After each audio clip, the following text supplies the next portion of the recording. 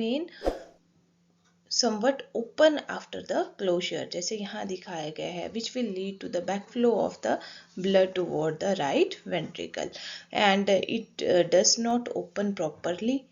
There will be stenosis, so it will not open properly, so limited amount of blood will flow toward the pulmonary artery.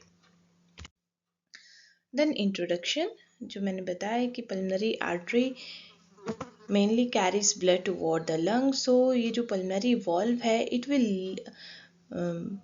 it will help in the flow of blood toward the pulmonary artery. But if अगर वहाँ पे क्या हो जाता है, stenosis हो जाता है, then there will be the obstruction in the blood flow from the right ventricle toward the pulmonary artery. So stenosis means narrowing होना.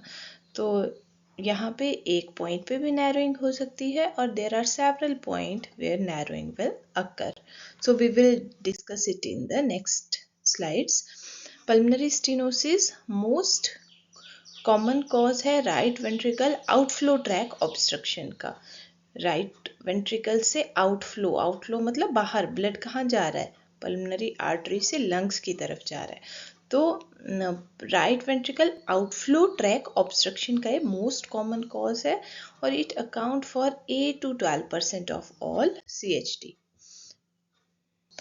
Then the types of pulmonary stenosis, it is classified according to the location and according to the severity. So on the basis of location, it is mainly of three types: valvular pulmonary stenosis, subvalvular pulmonary stenosis, which is also called as the infundibular, and supravalvular pulmonary stenosis. So we will discuss one by one. First one is the valvular pulmonary stenosis. As the name indicate, यहाँ पे stenosis कहाँ हो रहा है, valve, जो pulmonary valve है उसके near by हो रहा है.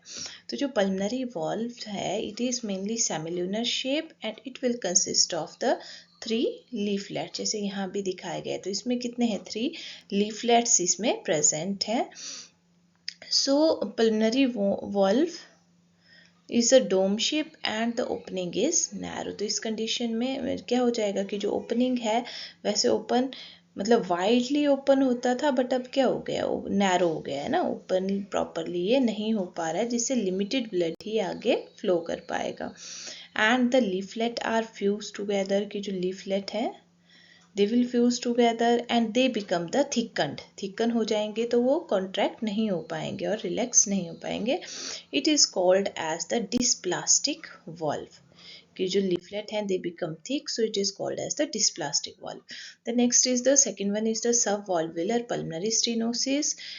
सबवॉल्वुलर मीन्स कि इस वॉल्व से पहले, जैसे इस फिगर में भी, इस पिक्चर में भी दिखाया गया है कि अगर स्टेनोसिस कहाँ है, वॉल्व के नियर बाय है, then it is called as the valvular stenosis and it account for 80 to 90% of the cases.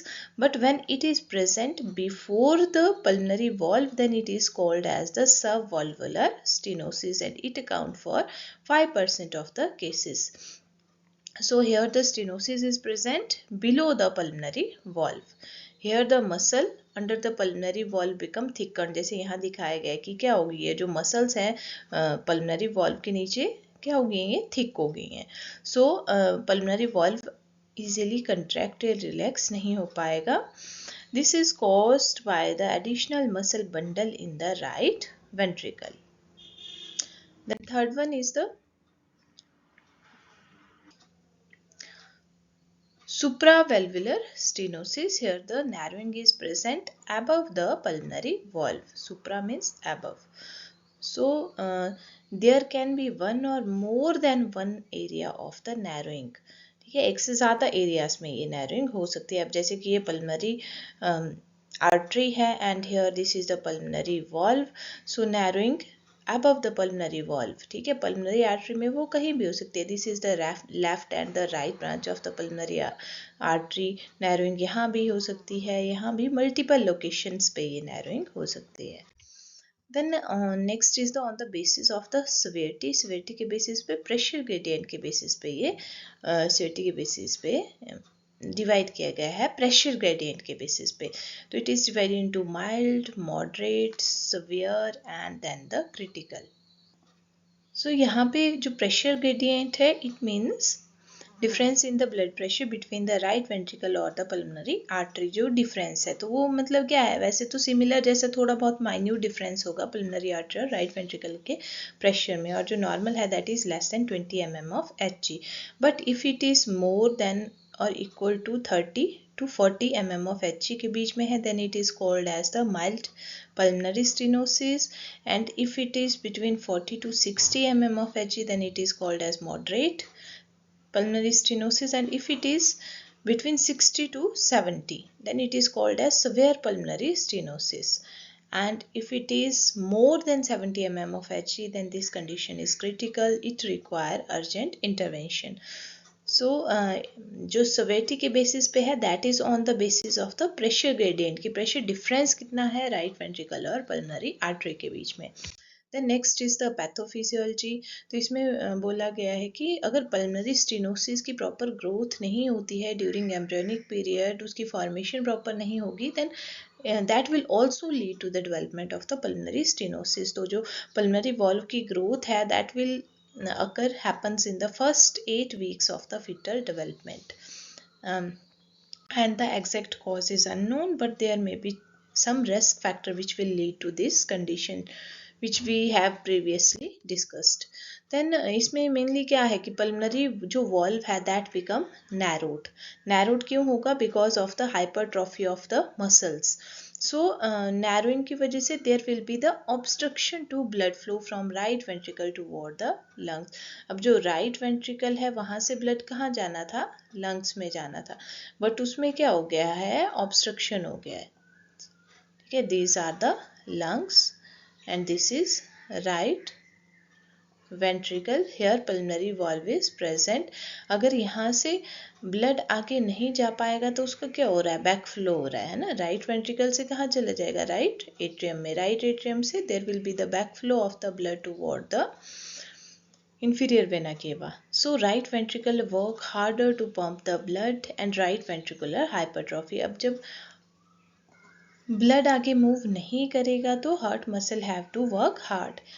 ज़्यादा काम करेंगे तो that will lead to the hypertrophy and there will be the eventually there will be the failure. So decrease blood flow in severe cases and this will lead to the cyanosis and the right sided heart failure.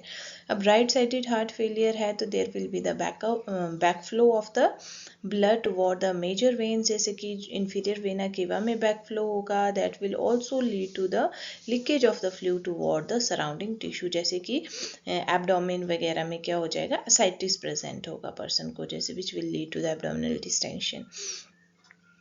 And there will be the chances of the hepatic enlargement, क्योंकि inferior vena cava में blood कहाँ से आता है, somewhat from the lower body parts and the liver, तो there will be the chances of the हिपैटोमेगाली.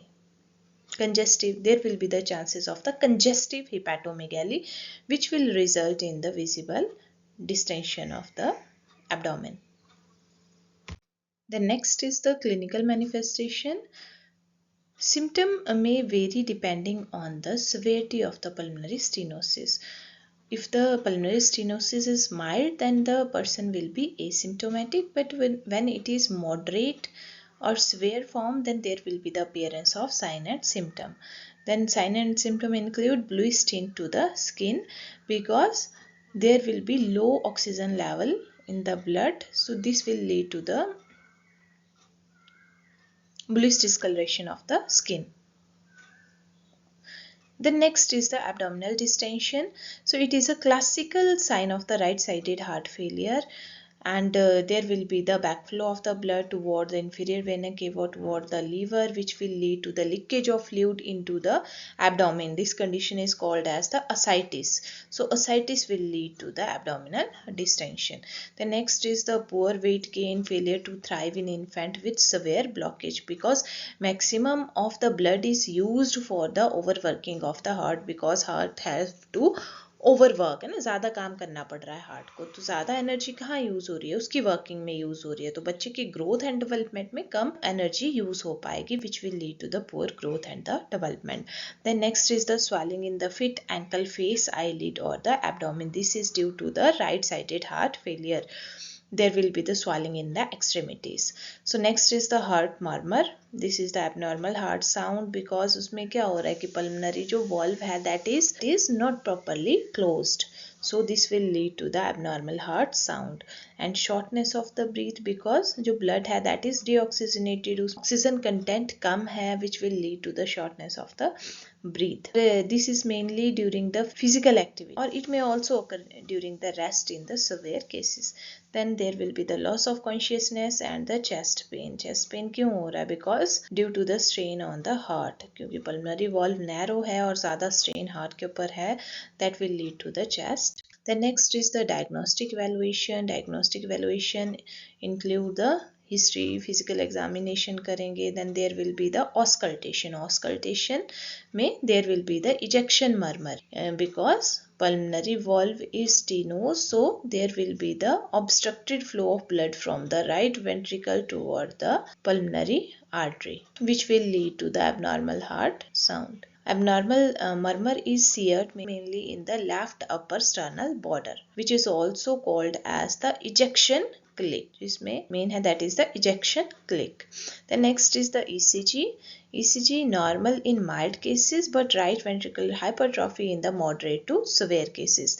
Then chest X-ray. Chest X-ray will show right ventricular enlargement and post-stenotic dilatation of the pulmonary artery. Then there will be the echocardiography. Echocardiography में क्या mainly visualize होगा obstruction की stenosis कितना है, कहाँ है, location क्या है, and degree of the right ventricular hypertrophy and pressure gradient कितना चेंज है, क्योंकि severity का इससे भी पता चलेगा कि pressure gradient कितना चेंज हो रहा है, and cardiac catheterization will be.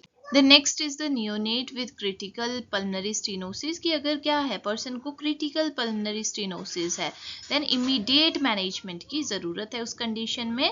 In that condition priority is to stabilize and improve the oxygen saturation of the baby with the prostaglandin infusion. जो prostaglandin है वो क्या करेगा, जो ductus arteriosus है उसको वो open रखेगा so that the systemic circulation can be maintained. Then intubation and ventilation as needed.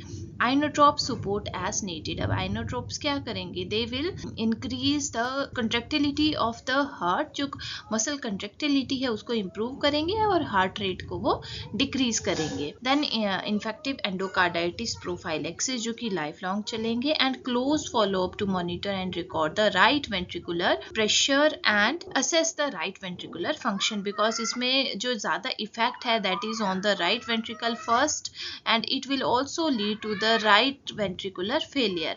Then exercise recommendation. अब exercise recommendation में क्योंकि बच्चे का जो है systemic circulation decrease हो गया है तो उसकी वजह से क्या होगा, अगर बच्चा थोड़ी भी exercise करेगा तो उस cyanosis may be present because sternus activity will increase the right ventricular pressure. अब बच्चा अगर sternus activity करता है for example running, heavy lifting, cycling, तो that will increase the right ventricular pressure. So exercise recommendation में अगर mild pulmonary stenosis है तो usually no restriction will be there, but if there will be moderate pulmonary stenosis then limit the sternus activity. Sternus activity जैसे कि running, cycling वगैरह. And in severe pulmonary stenosis avoid competitive heavy exercise completely. Then next is the surgical management. Surgical management में balloon pulmonary valvoplasty. Valvoplasty means repair. तो इसमें जो pulmonary valve है उसकी repair करेंगे.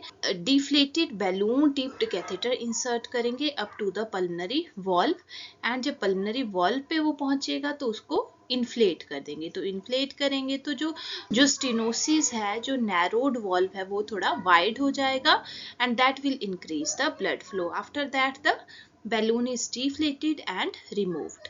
Then second one is the valve replacement जिसमें जो defaulted valve है, defected valve है उसको replace कर देंगे either with the mechanical valve, artificial valve के through या तो biological valve के साथ. The next is the Blalock-Thomas-Toshing shunt, which is also called as the BTT shunt. It will increase the blood flow toward the lung. तो इसी के लिए ये एक temporary procedure है जिसमें lungs के लिए जो blood flow जाएगा उसको increase करने के लिए ये किया जाता है. ये temporary procedure है. In this the branch of the subclavian artery or the carotid artery is connected to the pulmonary artery. जैसे यहाँ भी दिखाया गया है, this is a branch of the subclavian artery and this is the branch of the pulmonary artery. तो इन दोनों के बीच में एक कनेक्शन फॉर्म किया जाएगा so that the blood from the subclavian artery will enter into the pulmonary artery और pulmonary artery से वो lungs में जा पाए, ताकि जो lungs में भी जो नीड है ऑक्सीजन की वो प्रोवाइड हो पाए. तो ये मेनली क्यों है, ताकि लंग्स में ब्लड फ्लो इंक्रीज हो.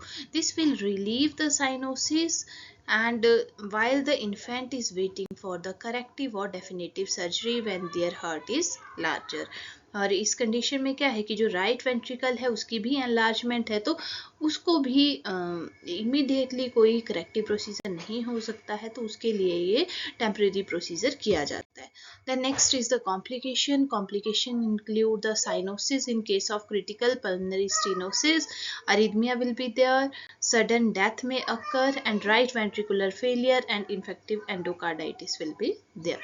देन नर्सिंग मैनेजमेंट में monitor for the vital sign, जैसे कि इसमें सैचुरेशन डिक्रीज है, साइनोसिस प्रेजेंट है, तो check for heart rate, respiratory rate, blood pressure, saturation of the oxygen. Assess for sign and symptoms such as dyspnoea, fatigue, cyanosis, chest pain, auscultate for systolic murmur that can be heard in the pulmonary area. Ensure adequate rest reduces cardiac workload. Position mainly in the semi-fowler position for better breathing and avoid the strenuous activities. Then next is the some important point regarding this condition, that is most common type is the valvular pulmonary stenosis. Chamber mainly affected is the right ventricle. Best investigation is the echocardiography. Murmur type mainly systolic ejection murmur is present. Definite treatment is the balloon valvotomy or valvoplasty. In severe cases of pulmonary stenosis, cyanosis is present. Pressure overload occur in the right. So this is all about the pulmonary stenosis, its types and its management. Thank you.